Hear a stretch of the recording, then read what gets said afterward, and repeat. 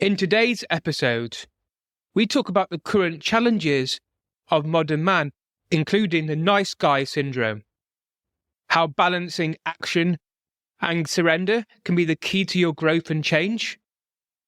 And we talk about the rites of passage and the purpose of men's retreats. Welcome to Man Quest Define Meaning, where we help men navigate modern life, find their true purpose, and redefine manhood. I'm your host, James, and each week, inspiring guests share their journeys of overcoming fear, embracing vulnerability, and finding success. From experts to everyday heroes, get practical advice and powerful insights. Struggling with career, relationships, or personal growth? We've got you covered. Join us on Man Quest to Find Meaning. Now, let's dive in. I believe our wounds become our greatest gifts. Can you explain a little bit more? Yeah, I think the context in which we're born and the childhood traumas that we all go through, if healed, can become our greatest strengths, our greatest assets. They can define our calling and the purpose that we are on earth for, even to the point where we would not be the best version of ourselves if it was not for those original childhood wounds. Yeah, I can agree with that 100%. I interviewed Lawrence Johns from the MKP, and he was saying that quite often it's these wounds which give us the purpose, which allow us to discover these deep parts of ourselves. And it's these deep part of ourselves, these wounds, which we can go out into the world and teach others how to overcome. Yeah, I think so. And make sure that we're not perpetuating this cycle of trauma, but that we are here to pass on a better world than the one we inherited. Yeah, I'd like to have this kind of deep conversation, especially internally, about the possibility of me having a child. And I've never really thought about it. But one thing that I realized from wanting a child is that as a mentor, as a guide, it's the same as having a child. You want your child to be better than you are.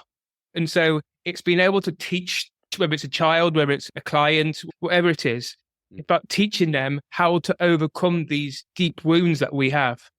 Yeah. And I think there's something primal, instinctively primal in desire you described there. Because as you'll see, as our conversation continues, the primal, the instinct, the wild, internal nature part of ourselves is a big part of me and what makes me tick. So yes, as a father of two children, I get that. That's deep rooted primal desire that they would have a better life than I ever had. I've heard my father say something similar, and I believe that's the attitude that a good parent should and will have. Yeah, so it's almost like, from my own deep perspective, it's like leaving a legacy, but then your child then taking that legacy to another level. So it's build upon build. Let's talk about ancestors. I know we're recording on this week of Halloween, Samhain, which they say is the time of the veil is thin between this world and the world of the dead. So if we're talking about legacy, and by the same token, we're looking backwards, our ancestral inheritance, we are the victory cry of a long line of survivors who've got through plagues and war and famine and hardship and migrations and awful things and beautiful things and mixture of life and survival, so that you and I can be here now, today, and then projecting that onwards. Yeah, I am my child's ancestor. So let them stand on my shoulders as I stand on the shoulder of my ancestors. Some people call our children the future ancestors. So yeah, let's enjoy this time of the year where we can imagine and dream into those spaces of beyond time. It's the conversation that we had before this podcast was done, is that we talked about ancestors and how perhaps our ancestors didn't do very nice things. And obviously it's big news at this moment in time, is that certain people in certain countries want people in the United Kingdom to apologize for what happened perhaps 100, 200 years ago. Mm. But again, I feel as though, from my own perspective here, if I was going to be a bit vulnerable, is that we can't say sorry for what our ancestors did. What we can do is we can take the lessons learned from our ancestors and incorporate them in today. Mm. What are your thoughts on that? I might disagree with you. You say we can't say sorry for the sins of our ancestors. Why not? And what do we mean by saying sorry? What does sorry actually mean? Because there's different nuance in that word. It's a big word, right? So I grew up in Africa where sorry would be used beautifully. I really liked it. It irked me at first, to be honest. If I stubbed my toe on my own volition by accident, a complete stranger who witnessed that would say, "Oh, I'm sorry. I'm so sorry that you stubbed your toe." Like, you have my sympathy, my compassion, you have my acknowledgement of the pain you're going through. So yeah, for the colonists and the slave trading oppressor within my lineage, yeah, I will have compassion on people of color and those enslaved and oppressed by my ancestors. I will certainly use sorry in that way. But I think it goes beyond that, because a key word in my work with men is responsibility. How do we take responsibility for the actions that those in my line have caused? And me, as the fruit of their labors and their survival, a beneficiary, certainly as a white man, the white privilege inherent in my skin color and my ethnic origin.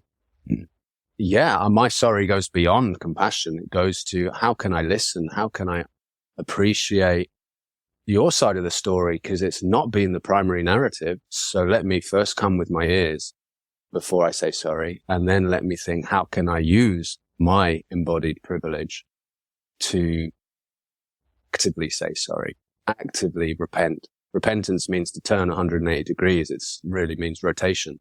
So how can I rotate my decisions and take responsibility by the banking I choose, the food lines I choose, the way I participate in the political economy, knowing that my forefathers have sinned? Okay. Yeah, I can understand that a little bit more now. But it's more, I think, it's what's happened in the past. Yes, is the idea of having compassion and showing love towards those who may have suffered. But yeah, as you said, it's then taking the responsibility for ourselves. How can we now create a better world? How can we now really allow us to step forward and really take the bull by the horns and really action steps to create more of a connection with the earth, create more of a connection with people from all around the globe?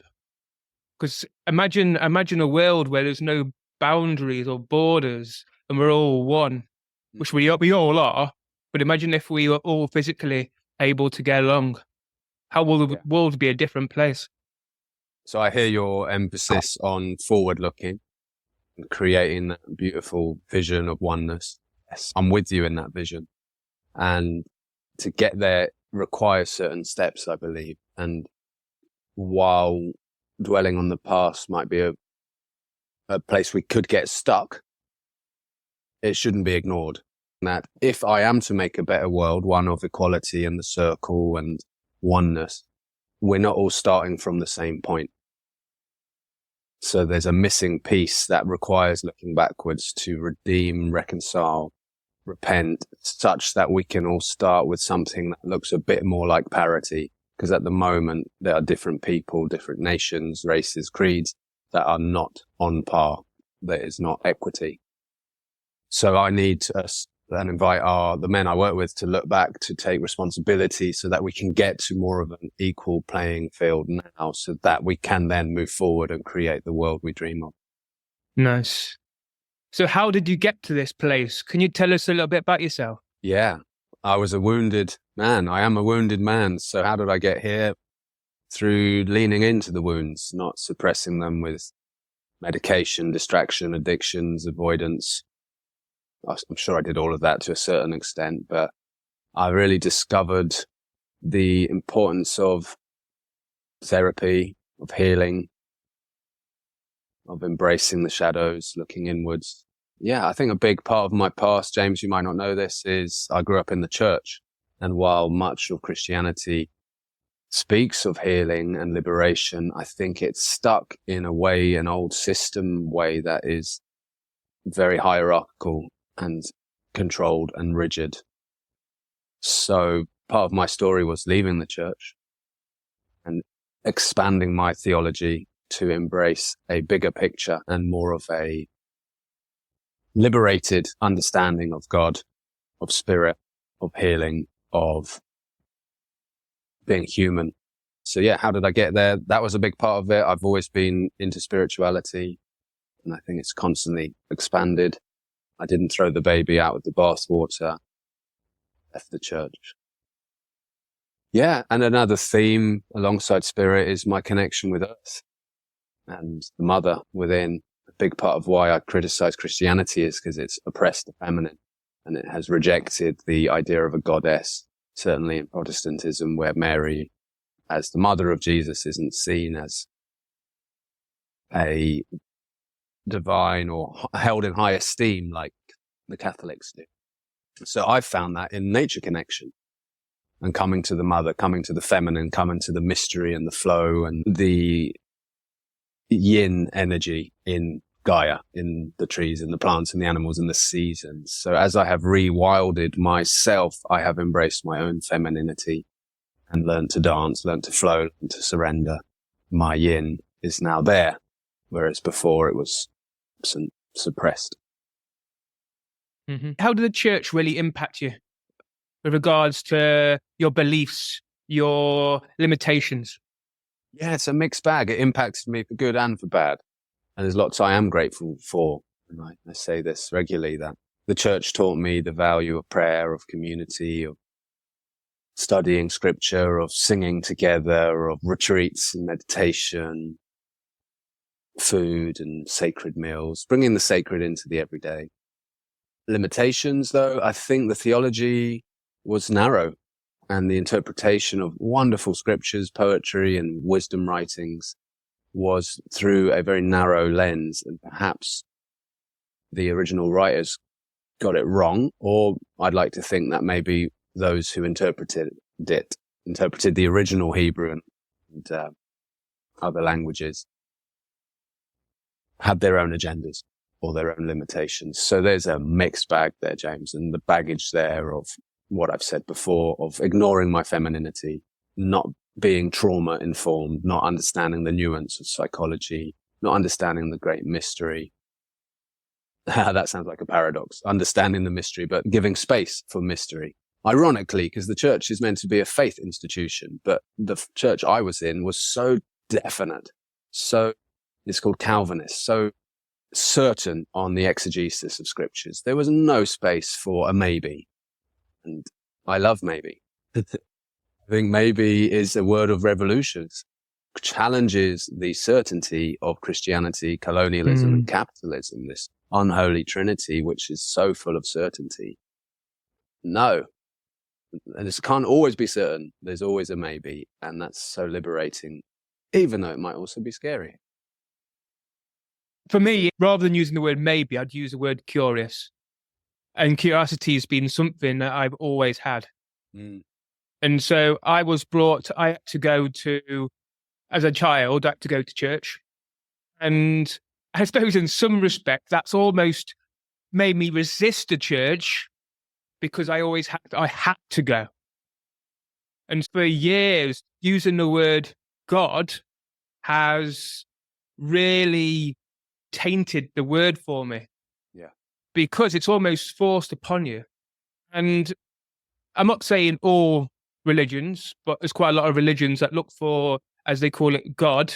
I'll now see the word God as something rather than male, whether than or female. It's something, so it's unknown.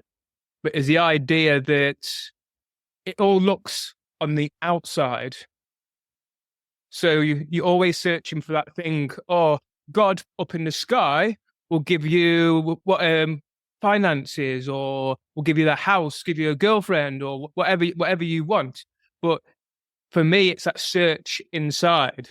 God, for me, comes from the inside, which then obviously brings back the power to myself. And so now I can change my life. I haven't got to have a church change my life or whatever it is. Said. And actually, that's what Jesus teaches. He said, God is within me.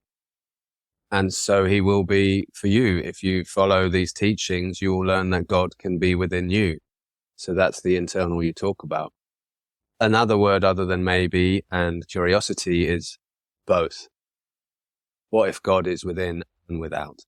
And these are big terms, and we just don't know the answer. What is it? What's truth? And that's what I'm saying. There's a lot of maybes here, let's just imagine. It's beautiful to wonder what are the answer to life's mysteries, and will we ever know? I don't need to know for sure, but I like to work with things like metaphor, mythology, and archetypes. So for me, God as a father presence in the sky is an archetype, a role model for me as a father, a role model for me as a man, to aspire to be like the sun, a place of consistency, order, the heat and warmth and nature of sun, that fire energy that rains down, that is able to bring holding and growth and order and certainty, and maybe by extension the stars, as they are all various forms of suns. So navigation, clarity. That's all yang energy. That's my archetype. The goddess is something different.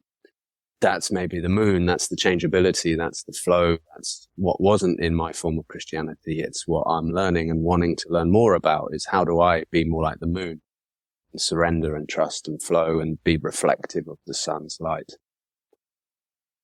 Then there's something beyond all of that, which you might call spirit, consciousness, prana, chi, and oneness. And we've just got these little words that try to help us understand something non-understandable. Last Wednesday, I had a coaching session, and we were talking. So we started to work on the connection. And she asked me the question, what does love mean to you? And it sent you down this massive rabbit hole.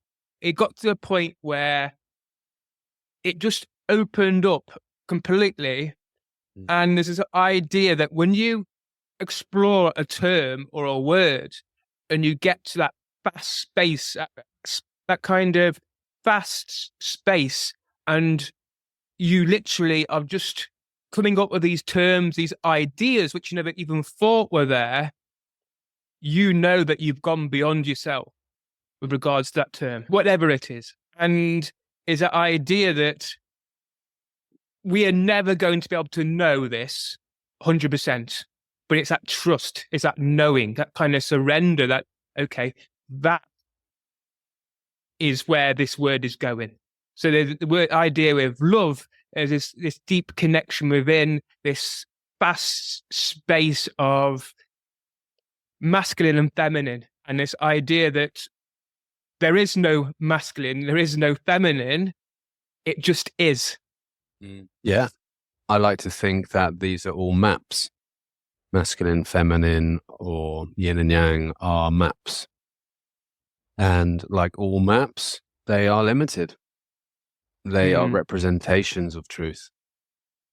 And it depends where you are around a road, how that road looks. But if you open your map app on your phone, it's only going to look one way. So that tree I'm looking at outside the window isn't on Google Maps. All maps are limited, but they're useful and they help us when we get lost, because they cut away some of the confusion and the mystery and help us to move forward. So I'm a big map lover. Give us a direction. Yeah. And then we know which way to start going. When you left the church, how did you start to realize your limiting beliefs and work with your wounds? It's been an iterative journey. It's been one of constantly seeking. And when I say seeking, it's like seeking peace in an embodied way, not feeling something's right. Maybe I didn't have the language for it. So I left this massive church, 1,000 people, and then found a little church for 200 people, and it felt a bit better in my body. But after a few years there, it was still too much compromise. So then I started a church in my house, and we met on the couches and sitting and just talking, sitting in a circle and praying and singing and learning and connecting. It was better. And then eventually I was living in Africa at the time, moved back here and discovered Forest Church. So we'd meet outside, we'd have fires and marshmallows and learn to sing with the birds and pray in a seasonal liturgy, which was lovely. It was better. Each moment of pushing the boundary helped me connect more with what felt right in my body and my heart, and what felt more, where I felt more access to God. The obstacle was gone. Each time I left one behind, it was about dying. Part of that had to die. It was an obstacle to connect with God, with myself, with my power, with what I believe is our calling as humans. And I believe the theology of much of the church gets in the way of connecting with God, ironically. Do you have any, like, a set method or anything that you particularly did to work with these wounds? I've tried lots of things. I think one of my passions is or idiosyncrasies is just diversity and trying different things. So yeah, I have tried lots, James. I've explored Islam, I've explored Eastern theologies, Taoism and Tantra, and I've explored conscious dancing and naturopathy and nutrition and different political economic systems. So I feel like once someone is questioning a mainstream narrative, it just snowballs. So I was questioning mainstream Christianity and what I'd grown up with. And then suddenly it was questioning other things. How do we live as community? How are families set up? How do we manage our finances and our investment? How can I be a man of integrity across the board? So there's not one answer to your question, rather the opposite, that it involved turning the stones in every area of my life. I suppose it's the awareness. As soon as you have that curiosity and that sense of awareness into whatever you're looking at, and you open it up, because they say 90% of your transformation's awareness. The 10% is then the action. Yeah. Other thing that comes up, James, is a big part of the journey, I think, of healing is knowing who one is. And in each moment of death, of transition, it's been shedding a skin and getting more clear on my identity, so that I can now really emphatically affirm myself with something like a mantra. I know who I am this and this. And that little prayer, that poem that I have that is stuck onto my mirror is the result of these last 15, 20 years of unpicking all the stuff from the 20, 30 years before that. It's like, oh, it's a mixture, actually. Some of it is, yeah, my name is this. It means this in Hebrew. I am the son of Morris, and he is the son of Cyril. I am the father of these two children. And it's like coming home to self and having this affirmation that I can speak over myself whenever I'm feeling a bit shaky. And all of those words are a powerful spell to be the greatest version of myself. And it's the result of a lot of soul searching. So there's somebody who's listening to the podcast who perhaps doesn't know where they are or who they are. What would you suggest, or where could they start? Yeah, conversations need to be had. So if all of this is new to you as a listener, then follow this thread. Come talk to me, talk to James, talk to other people who are doing this type of work where we're engaging in these topics, and bring what we call this consciousness to identity and psychology and, yeah, what it means to be human.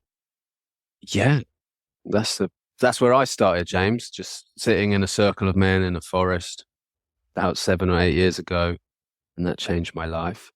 I think doing some rites of passage is important as well. So my expertise and compassion is for men.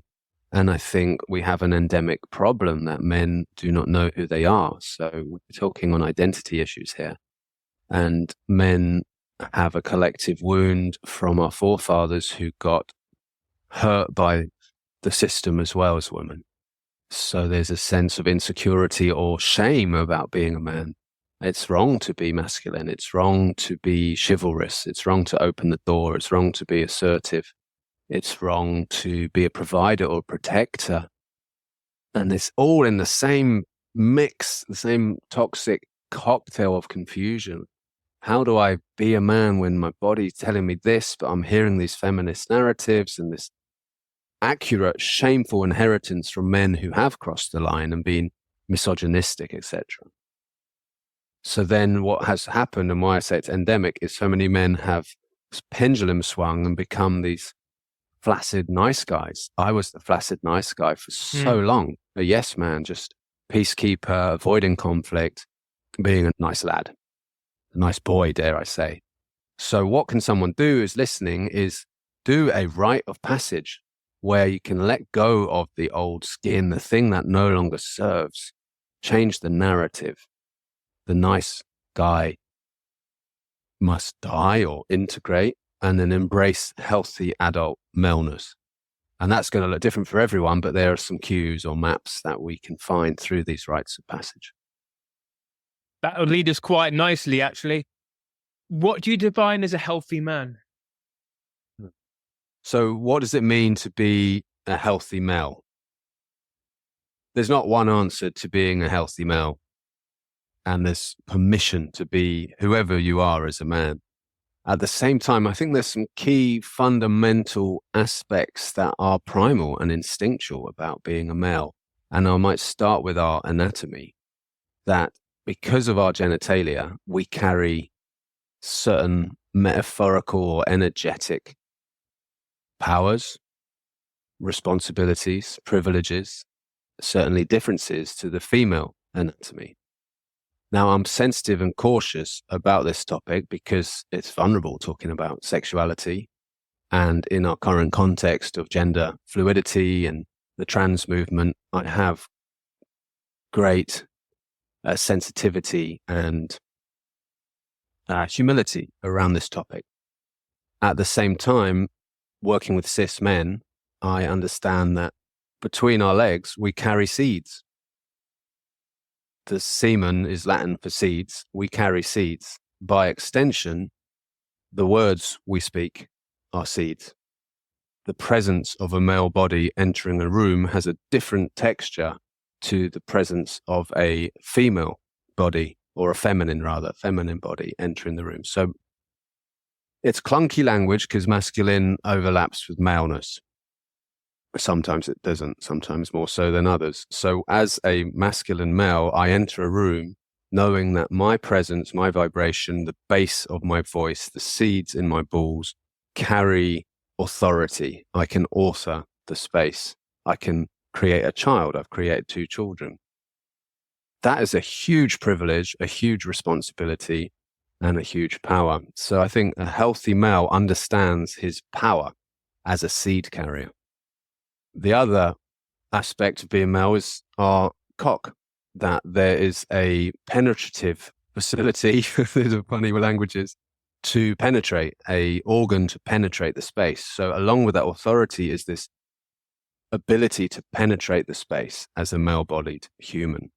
So healthy male understands that as well. He carries the seeds. He understands that he can penetrate the space.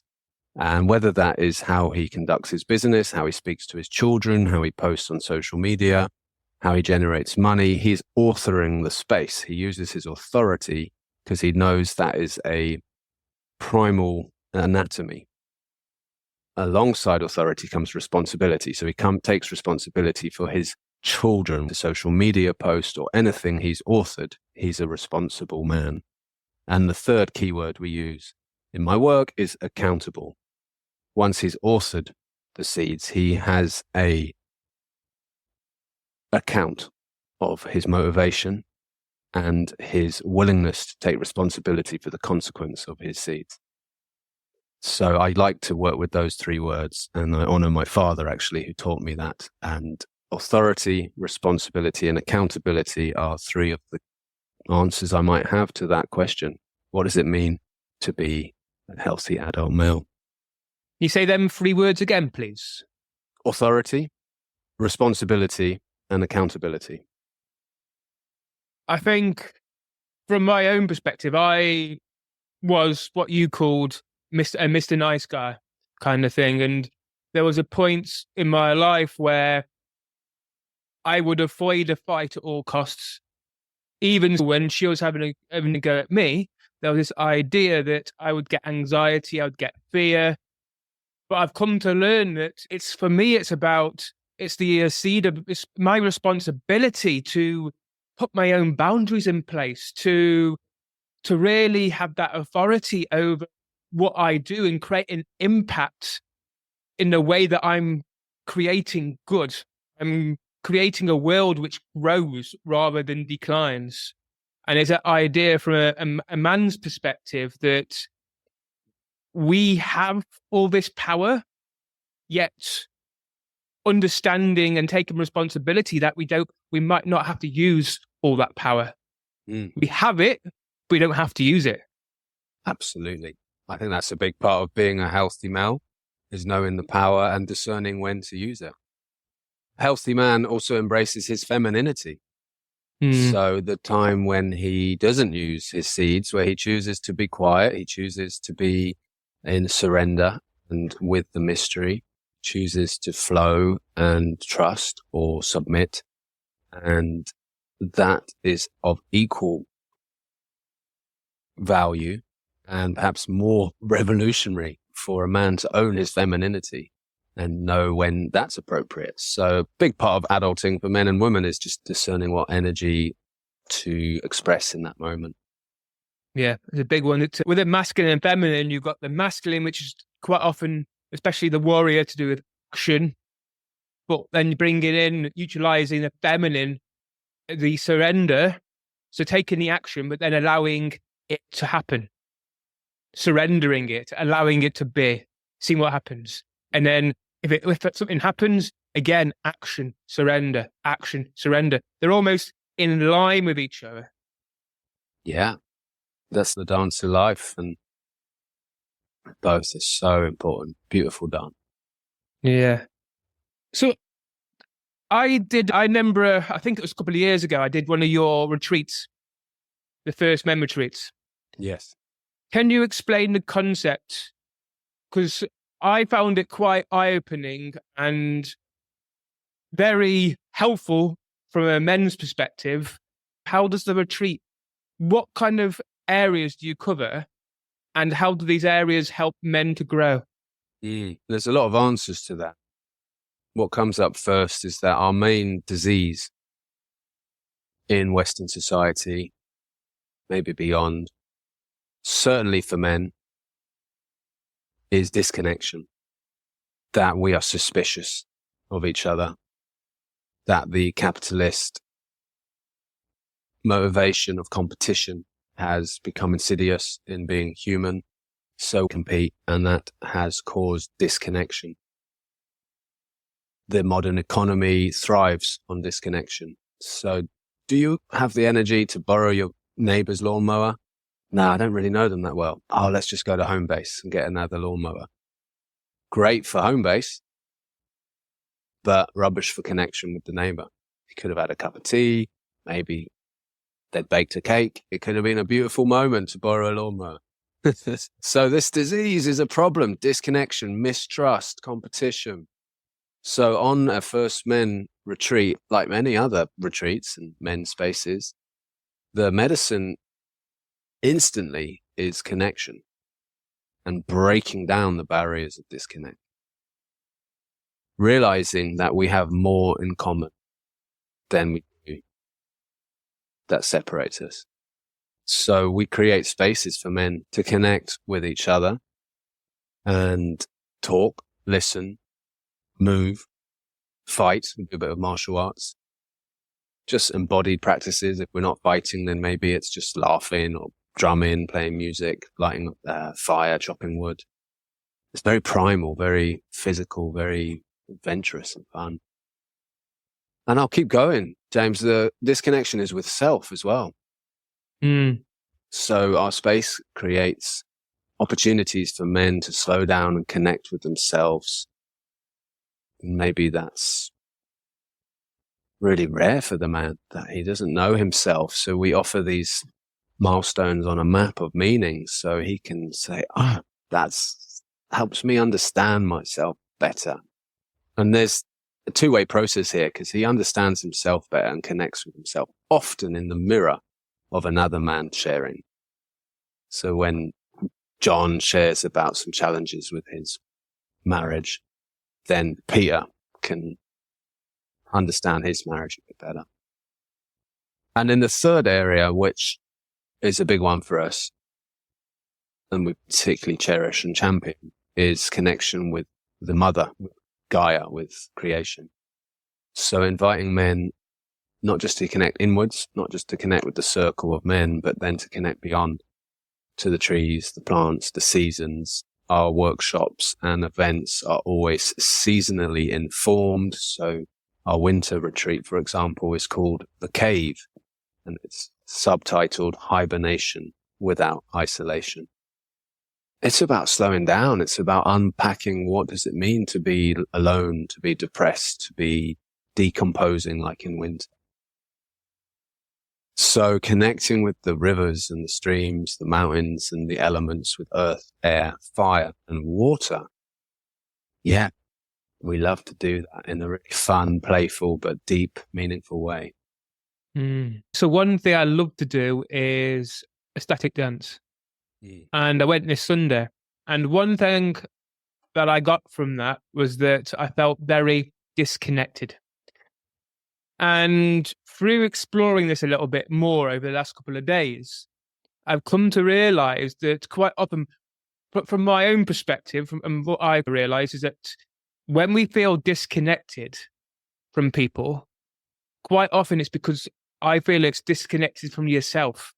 So when I connect back to myself and are able to really connect to my soul, connecting to others almost becomes easy because I'm already connected. Yeah. So the idea that if you connect to yourself, you connect to the whole. Love it. Yeah, I believe in that. And I don't think it's linear. I think there's times where we need others to help us connect to ourselves. I haven't talked about it very much. Can we look a bit deeper into the feminine, and how do you connect to the feminine, and what is the feminine energy? Feminine energy is a pole on this map, a pole away from that masculine extreme. She knows how to surrender, to trust. She's comfortable with mystery and the unknown. For me, she represents the circle and cycles, understanding the cyclical nature of life.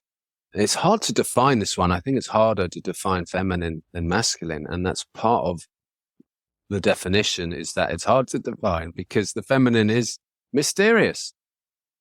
How can I put a mystery in a box and give you a few bullet points in this answer?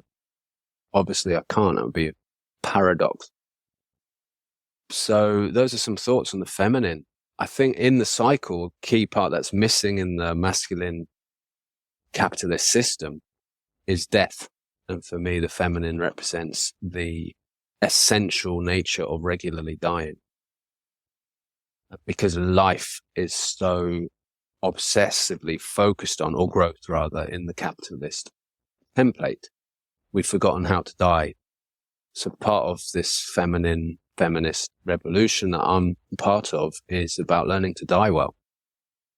How do we surrender? How do we die? How do we embrace winter as the season of slowing down, of not being productive, or being productive in a different way? Yeah.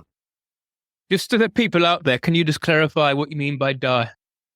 Metaphorically, allowing part of self that no longer serves to have a rest. Yeah. So there are parts of our psyche that formed in response to triggers and traumas, and we can give thanks for them. But there comes a time when they no longer serve. So let that part die, like a snake sheds its skin, like the leaves fall off the trees as we get to winter. It's gone. I can let that part of my soul to bed or have a different function. It's not running the show anymore. Great, energetic, symbolic death. And in its place can come new life, like the phoenix on your wall behind. I think that's a great symbol for the reincarnation that can happen for us as humans. It's the rise of the new version of ourselves. Yeah. Can you tell us, what do you offer? What do you do? And what kind of things do you offer? Thank you. Yes, I love working with men, and I also work with women. And the focus is on understanding and liberating the masculine within. So for the women I work with, it's often about them embracing their own masculinity. And to get there, they might need to heal some wounds from father figures or men in their past, so that they can then hold the boundaries themselves and have that sense of order and discipline rather than outsourcing it. For the men, who's mainly I work with, it's about identity formation and standing in confidence and the redeeming the understanding of what it means to be a man, working through that shame touched on earlier. So I work one-on-one with these people. And then First Men is my organization with my team that supports men to go on these journeys, these rites of passages, these adventures, these camping trips. And we meet regularly online and in person throughout the year. We worked and met hundreds of men over the last couple of years of running this, and I wouldn't be doing anything else. Thank you very much, Sam. You are welcome.